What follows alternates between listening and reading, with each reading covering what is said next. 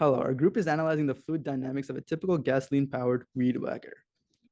More specifically, our group is dissecting a steel FS66 weed whacker produced from the 1980s to the 1990s.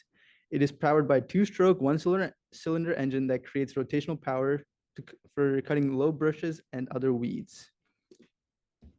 Upon dissection, our group found 6 core fluid components within the specific device: the engine, spark plug, piston, fuel tank, pull cord, and most importantly, a carburetor. Additional fixtures for the carburetor and intake for the piston are visualized for future reference. The carburetor, besides the engine, is the most important component towards operating this fluid system, providing a specific air-fuel mixture to the engine for combustion. Our analysis will primarily dissect the efficiency of flow through the carburetor, and as such, we provided some diagrams to describe the terminology. This includes the choke, fuel line tube, the throttle, inlet, and outlet. From the carburetor, the air fuel mixture is delivered into the piston housing of the engine through the intake manifold, and combustion products are exhausted through the exhaust port. Most weed whackers, including the FS66, follow a general fluid flow structure. First, surrounding air is sucked through the carburetor and mixed with gasoline from the fuel tank. This air-fuel mixture is delivered to the engine where combustion from a spark plug drives the reciprocating motion of the pistons. This linear motion is converted into rotational motion that drives the blades of the weed whacker.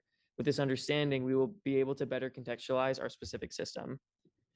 With all of this insight, we have created the following 5-step procedure for the function of our specific weed whacker. First, a user would pull the pull cord on the back of the weed whacker.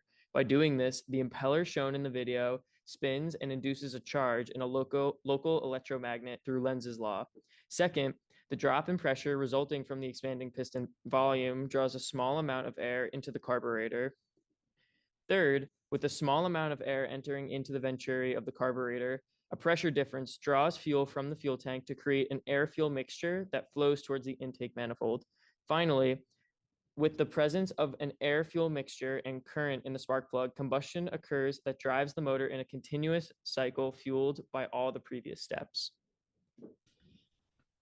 Now let's move on to the fluid analysis. With such a complex system, rigorous research needs to be conducted to ensure maximum efficiency of the system. Our group aims to focus on analyzing the fluid efficiency of this device. More specifically, whether the carburetor operates at an ideal air-to-fuel ratio and the extent of viscous losses in the system.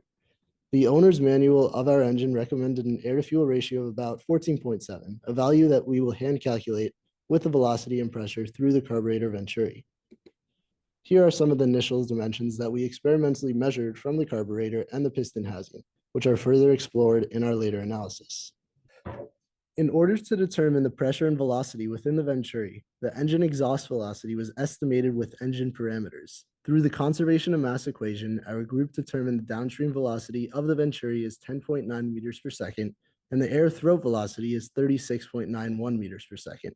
Finally, with Bernoulli's equation, the pressure at the throat is calculated at around 0.326 atmospheres.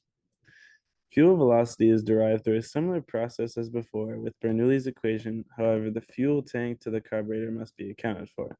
Thus, fuel throat velocity is estimated to be 0.042 meters per second squared. Fuel density was then approximated using a 40-to-1 gas to oil mix.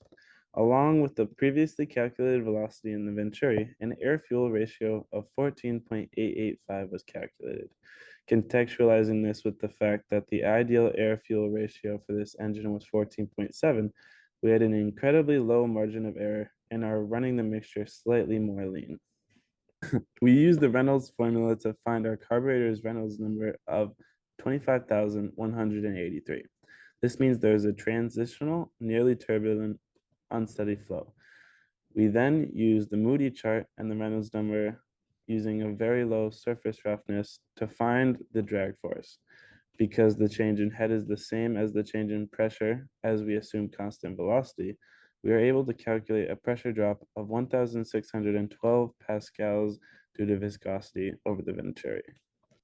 This accounts for about 2.4% of the total loss, which is pretty low. In conclusion, the weed whacker was designed well for maximum output efficiency, but could be improved by decreasing surface roughness and venturi length to mitigate viscous losses. We hope that you learned something new or interesting about weed whackers, and thank you for watching.